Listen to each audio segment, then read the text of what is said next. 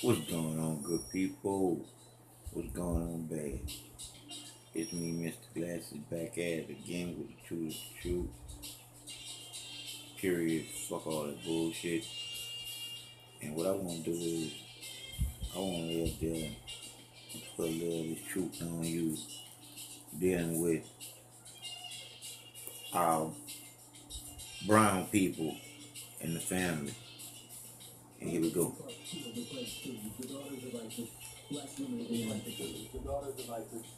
am your host, LeGrand Craig II.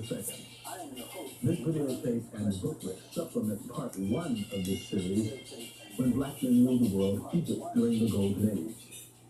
In part one, we briefly considered the origin of the human family in Africa and then turned to the beginning of civilization, first in Libya and then in Egypt. We dealt with Egyptian pyramids, hieroglyphic writing, medical science, literature, law, art, architecture, maritime skills, as well as the nation's political and social structure. We placed emphasis on the great pharaohs and the prominent role they played in world history. Part one was intended to introduce the concept of African or black men as the fathers of the human family and civilization. In part two, The Daughters of Isis, we broadened our focus to include black women in antiquity. For the very first time on videotape, we present a comprehensive history of the black woman in ancient times. We shall see her as the original mother, fertility idol, goddess, queen mother, and lady of the Nile. We shall very briefly trace her steps from prehistoric Africa into Europe, Western Asia, India, Southeast Asia, Australia, the Pacific Islands, and even the early New World. Then we shall return to Africa, where the record of black female achievement is very profound and long-standing. This is a bold and dynamic venture made possible by the pioneering work of many distinguished scholars and scientists, whose publications are cited in the booklet that accompanies this tape. To introduce the saga of black women in world history, we first focus on Isis, an ancient and venerated deity who, for many people, has come to represent the highest form of motherhood, beauty, and virtue. To capture the essence of the Isis tradition, we interviewed Runoko Rashidi, assistant editor of the Journal of African Civilizations, inside a replica of a hidden underground Egyptian tomb, and Anita Red Terry, who is on the staff at Santa Monica Community College, in studio. The African name for Isis is Aset. Spelled, if you want to put vowels in it, A-U-S-E-T. The Egyptians, or Canaanites, actually spelled it A-S-T. And the name is fundamental. The name is profound. It means the throne, which seems to suggest, now, let me digress a moment. Generally, when we see Isis, she's connected with the god Asar, or Osiris. And it is said that on the first day, a loud voice called out into the world that the king of all has come. And that king was Asar Osiris, and he was brought forth unto the earth, and he contributed many, many great things. The development of agriculture, all the things that we associate with early civilization. On the second day, his brother Set was born. And Set is identified with the color red. Set is just the opposite of Osiris or Asar. And he is said, according to, I think, a story about Plutarch, not even to have come forth from his mother's womb, but to birth forth, but he's supposed to birth forth through her side, carrying a gaping wound. Right. He is just the opposite of his brother Asar. Right. He is the epitome of... One thing on them beans, the beans like a bacon bit so. Because I'm not even sure if the Canaanites had a word. At any rate, he and his brother are engaged in a perpetual conflict. You might say it's so similar to light and day or darkness and light. They are the original twins of the church. Now, Seth, according to the story, had, and there are many stories according to this, long before Christian Bible or Torah or Bible Gita or... You can pour me a little more now. Thousands of years in Egyptian, I should say African history, these stories emerged, African mythology and religion. It is said that Seth had his brother murdered. And in fact, not only does he have him murdered, but he cuts his body up into 14 pieces and scatters the pieces throughout the land of Kemet or Egypt. Now, his wife, Aset, becomes very instrumental in the story now. because when she hears the news of her husband's death, Osiris' death, she's grief-stricken. She's terribly upset, but she does not completely lose her head and she does not lose hope. And she wanders over the land of Canaan, she wanders over Egypt, and she gathers 13 of the 14 missing pieces. And she takes them and puts them in the form of a mummy, wraps them up in the form of a mummy, and prays to the gods of ancient Egypt. And they, in fact, restore life to the slain Osiris. Now, the 14th piece is very critical. Oh yes, his genitals. Which has been thrown into the Nile River and was swallowed by a catfish. Last time I ate a catfish was shortly before I heard the story. Now, that is important though. This is important because in spite of that, Aset is able to conceive a child. And that child turns out to be Horus. And the major function of Horus is to avenge his father's death. Horus grows up, he begins to vanquish his uncle Set, who murdered his father, and Isis intervenes. Now, in that story, you have so many profound concepts. You have the story of one brother slaying another brother, similar to Cain. You have the story of the method of the virgin birth. You have the story of rising from the dead, the resurrected Savior. You even have a story that deals with divine compassion, because it is Isis, or Aset, who suffers the most, other than obviously Asar, at her husband's death. But she is the one who steps in and intervenes and prevents the murderer from actually meeting his just due. So Isis is very, very profound. She is said to have wandered the land of Kemet, and in ancient times she becomes the most powerful of all the ancient deities. To the extent that it begins to make you wonder if we are not getting just the tail end of the story. That in ancient times, God is not in fact initially identified in the form of a female. Because once again, the name Isis or Aset means the throne, the seat of power. So Isis is very profound, and we're able to identify her with Mary and the story of the Madonna child. Fernanda, you've done considerable research on Black queens, goddesses, Madonnas, and Black women in ancient times. One area of interest is that of Isis and her legacy. Could you talk about that? Isis was one of the most dominant goddesses in ancient Egypt, and her legacy lives on today in the Black Madonna. Isis and Osiris are said to be the deities responsible for civilizing ancient Egypt. And they were brother and sister. They were brother and sister. And husband and wife. And husband and wife. And that type of relationship was not condoned for the general Egyptian population, though you see it sometimes within the royal family. And it had meaning to it, that divine meaning, that the type of relationship they had. But they went about civilizing ancient Egypt. They taught the people agriculture. They taught them how to grow corn, how to grow wheat. They taught them how to raise livestock.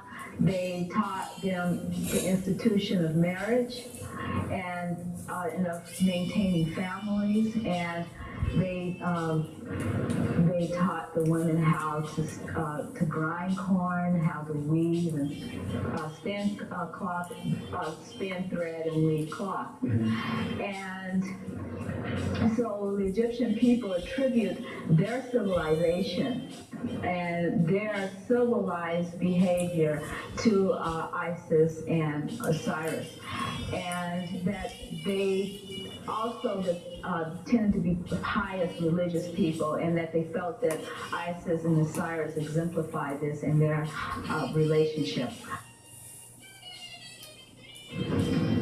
Inspiration for the title of this videotape and booklet was derived from a distinguished organization of Black women, the Imperial Court Daughters of Isis. In the early part of the 20th century, Black women in several American cities began to organize themselves around shrine temples that served as centers for the Prince Hall Shriners, an order of Black Masons.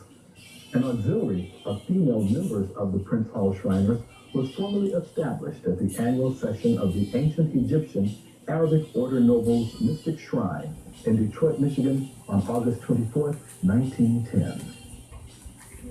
From its inception, the Imperial Court Daughters of Isis included dynamic women who were dedicated to serving humanity. The leaders of the organization varied in age and profession and came from different parts of the nation. For over 80 years now, this group has focused on a program that stresses leadership development, creates an effective network among its members and community organizations, recognizes the historic and current achievements of Black women, provides role models for young women, and promotes high moral standards and academic achievements.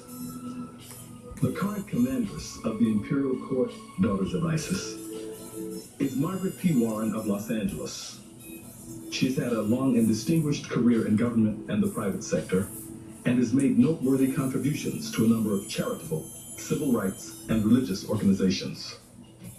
Although in this videotape we're presenting Black women as the spiritual daughters of Isis, the truth is that long before Isis became prominent, Black women had appeared on the world stage.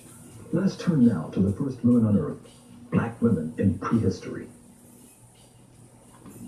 For many years, anthropologists, paleontologists, and other scientists have focused on the continent of Africa in their search for the origins of the human family. Some of the most important discoveries of human fossils have been made in Northeast Africa, particularly in Kenya, Tanzania, and Ethiopia. Small parties of Africans and Europeans, headed by such scientists as members of the Louis B. Leakey family, have combed the Northeast African terrain in search of our prehistoric Black ancestors. The ancient soil of East Africa has yielded the richest human remains in the world. Prehistoric fossils similar to these have been given many names, such as Australopithecus, Homo habilis, Homo sapiens, and Homo sapiens sapiens, or modern human beings. One of the authorities with whom we spoke regarding the origins of human beings in Africa was Dr. Charles S. Finch of Morehouse School of Medicine in Atlanta, Georgia. One thing that is indubitably clear is that Africa is the cradle of the entire human race. From 4 million years ago, all the way up to 200,000 years ago, the stepwise sequence leading in an evolutionary progression from early pre-human hominid ancestors all the way up to modern human beings occurred in Africa and Africa alone. Not that there weren't any migrations out of Africa, but those migrations did not have any impact on human evolutions leading up to modern human beings until after our human beings in fact left Africa. Now what do I mean by that? A man by the name of Wainscott from England has said is that all of the populations around the globe are descendants from small founder populations that left Africa probably no later than 100,000 years ago. This means that, as C.W. Stringer has said, that all 6.5 billion people on this planet are Africans under the skin.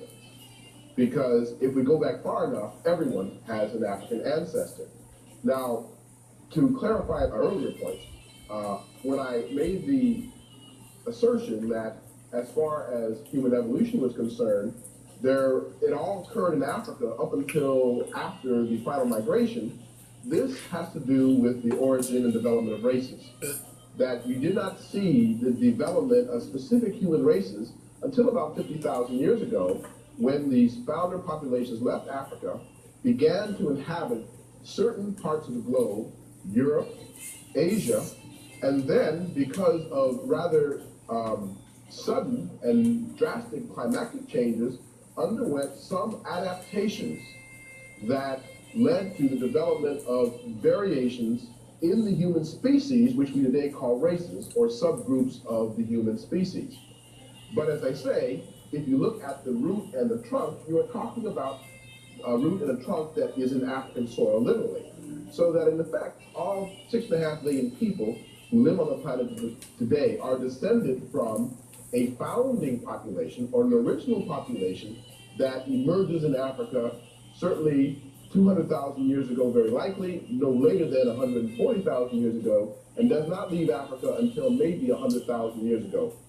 In some of his many books and articles, Dr. Finch has noted that our knowledge of human origins is largely based on the skeletal and sculptural relics of African women. Perhaps the most prominent fossil remains of our female ancestors have been those of an ancient African woman whom modern scientists call Lucy.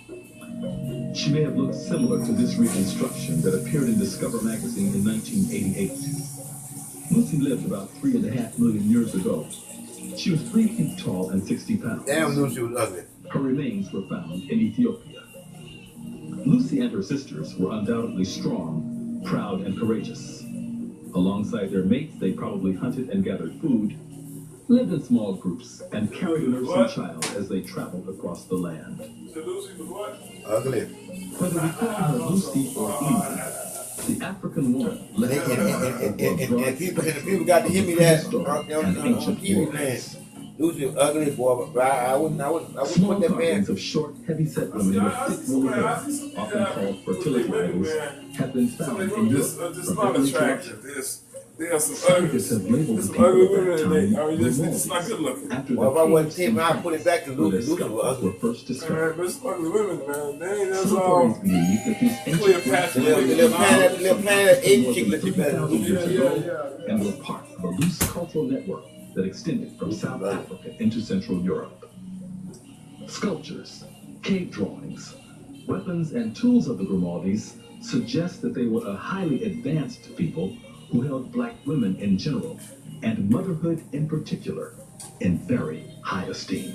A lot of the slide presentations I do, I tend to show a black woman from the Andaman Islands in the Bay of Bengal.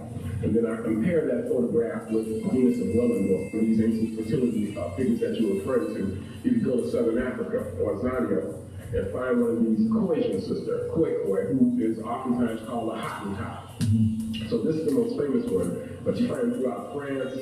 My colleague James Brunson is located one in the former Soviet Union that's about 14,000 years old, and you do have a lot of them in other parts of Asia. I would think they would tend to represent the widespread movement of ancient black people in a prehistoric period, and by prehistoric I mean before written records, before written history, and they need to be religious figurines. The earliest carvings of human-like people that you find anywhere in the world are almost exclusively of women, particularly of women who are obese, with large breasts and very heavily developed buttocks and thighs. Why? Because this is an image of female fecundity, of fertility and abundance and productivity, and of course with large of the breasts, the image of female capacity for nurturance. You see this in Europe. You certainly see this in the Nile Valley and elsewhere. And we find, by the way, in the Nile Valley, that the oldest deity, the oldest form of the deity, takes shape as Ta-Urt. Ta-Urt is the hippopotamus goddess who is one of the earliest images of the deity and who was feminine and maternal because she was obese and therefore was an image of the pregnant female. Also, the hippopotamus, by floating in the waters of inner Africa, would have been an image of would have been an amniotic image and an earth image. Interestingly enough, Ta means land or earth. Urt means great. So Ta-Urt means great earth. And so she was, shall we say, an animal symbol of earth itself, earth being the primordial mother of all, out of which life comes and to which life returns. So all of the original fertility goddesses, as we call them, were mother goddesses and earth goddesses. As we have noted, prehistoric Africans did not end their migrations in Europe. They were adventurous pioneers whose descendants climbed rugged mountains, crossed torrid deserts, explored treacherous jungles, and ultimately sailed over large parts of the globe. Sacred texts, sculptures, skulls, drawings, and paintings reveal the worldwide presence of these black people. In all of the artwork, the black female is very prominent. Her figurines have been discovered in Western Europe, the Mediterranean, Western Asia, India, and in vast parts of the prehistoric New World. Even in our modern era, scattered around the globe, we see descendants of the black woman. For example, in Jordan, India, Southeast Asia, the Philippines, Hawaii, New Guinea, Australia, and Tasmania. We have seen the black woman as mother of the entire human family. We've also charted the course of her descendants around the world. Although she has left to us a global legacy, the black woman's most important and continuous contributions have been made on the continent of Africa. As you can see, it is a huge continent, second only to Asia in size. Let us return then to Africa to see what exciting revelations await us there. In a brilliant article written in the Journal of African Civilization's 1987 edition, Dr. Rosalind Jeffries provides an overview of the image of black women in African cave art. Just as many scholars before her, she found that perhaps the most ancient artwork, dating back 10,000 years, was discovered in the central Sahara region. But other rock paintings were also found in North, East, West, Central, and South Africa. This is the reason why they want us dead. What does this art tell us about Because ancient African women? We finished. According to Jeffries, it it presents once, them in a variety of do it ways. again. Some paintings show black women in a symbolic manner, as primordial This time mother to be with all or Mother people. Nature, who creates and races. nurtures all life. Because all races are caught Certain up in this sculptured dog pieces scam. appear to represent fertility and motherhood, which were highly regarded by African people. A number of paintings show women gathered together, wearing curious masks and vulture headdresses. In still other scenes, we find women talking together, posing, dancing, carrying pottery vessels, and relaxing with their children.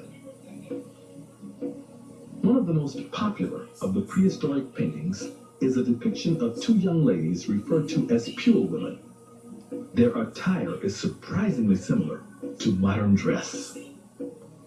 A universal figure is the horned goddess, who is depicted in graceful running strides, with horns on her head, surmounted by a pot-shaped hat. African legends speak of horns as being symbolic in calling together a nation. As we move toward later historical times, we meet the African woman, but this time she is settled along the Nile River. It was in this region that the most ancient and continuous civilization in the world appears to have arisen, first in Nubia and then in Egypt. Of course, not all scholars agree on the origin of the Egyptian civilization. In part one of this series, however, we cited a growing body of evidence that points toward a black or Nubian beginning, which is consistent with ancient tradition. In his book, The African Background to Medical Science, Dr. Charles Finch sheds further light on the black roots of Egyptian civilization. He points out that the Egyptians named themselves Kamu, which translates literally as the blacks. Their words for the African land to the south of them was Kentu, or Kentu, denoting the Sudanese peoples who lived there. This word also meant first, foremost, beginning, origin, and chief. The Egyptians also referred to Inner Africa as the Old Country and the Land of the Gods, or as we might say today, God's Country. Furthermore, the Egyptian word for east was the same as their word for left, and their word for west the same as their word for right. Their word for front was the same as the word for south, and the word for back was the same as the word for north. According to Dr. Finch, all of this was possible only if the Egyptians oriented themselves southward and looked in that direction for the land of their origins. Another source of evidence in support of the view that the ancient Egyptians were black people is the Christian Bible. In Genesis, Noah's three sons, Ham, Shem, and Japheth, are presented as the ancestors of the three main branches of humankind known to biblical writers. Ham is unquestionably the ancestor of the black race, and his name appears to have come from the Egyptian Cam, meaning black. The sons of Ham were listed as follows. Mizraim equals Egypt. Cush was Ethiopia. Canaan was Palestine, and Phut was Libya. It is clear then that also, according to biblical tradition, Egypt was a part of the black or African branch, of humanity. Finally, this painting from the tomb of Ramesses III, dating back to about 1200 BC, shows that the ancient Egyptians viewed themselves as blacks and painted themselves as such without confusion with the Indo-Europeans, that is the Caucasians, or the Semites. In figure A, we have the ancient Egyptians as they viewed themselves. Figure B depicts the Indo-European type. Figure C represents other black Africans, and figure D represents the Semites. Throughout their history, the ancient Egyptians never depicted themselves by types B or D. In ancient Egypt, Kemet, the Black Land, as elsewhere in Africa, women were very prominent. Their diverse roles included goddess, queen mother, and pharaoh. We have learned about the great Isis and her tradition, but there were also other black goddesses of distinction. So if it cut off, that means that they cut it off. To discuss this, we return to I'll the let y'all Red watch Terry the whole in thing. studio.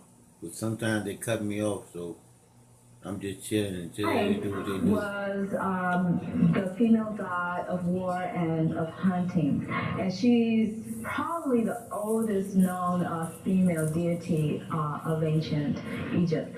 She was depicted often wearing a red crown, I should say, or with two crossed arrows and a shield on her head, signifying her characteristic as a war god. She was also considered to be a devoted mother god. Some of her depictions show her as drawn or depicted as a vulture. And one of the myths that's associated with her, she, as a vulture, pierced her thigh with her beak and drew blood from that and fed her children this blood. Hathor is another mother god, and she was depicted as often as a cow or as a woman with cow-like ears on her head.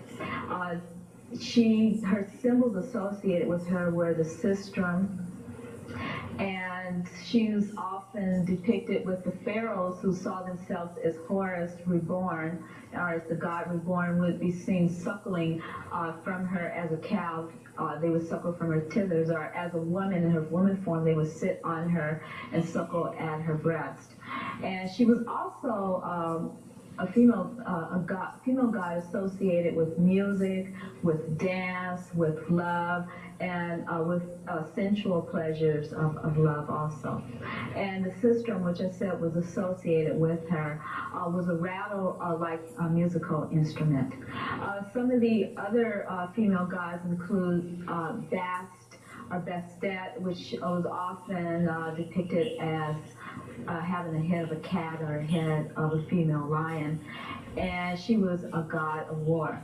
You have Mut, who was also sometimes associated as a god of war. She was a regional god of the Thebes, Luxor area, and she was part of the trinity of Khons, which is her son, and Amun, who was a very important deity during the 17th and 18th dynasty period. You have Nut, who was the mother of Isis, and she was a mother goddess who was shown, often depicted as going across the heavens, her whole body stretched across the Now, I'm slowing it down and say this. You can go on my site, or you can just go to YouTube or Facebook and finish watching the rest, because it's blinking like it's going to go off. And I just wanted to say to you, women, take your place as being a woman. Stop being a piece of meat. Stop putting ad shots out on YouTube and Facebook. Why? All you doing is giving a man a vision of something that he haven't got yet before he can even talk to you to know what's in your mind. He wants your ass. Period. I'm just saying. This ain't the way that You women supposed to be. A man is just thinking that he being a man, but really a man is being a dog. He's not being a man. A real man is responsible. A real man knows one thing about a woman. His job is to protect that woman, not act just like that woman, not spend more time in the mirror than a woman spend in the mirror, not bitch over all little bitty ass things. Make that woman happy and be happy knowing one thing: you are a man.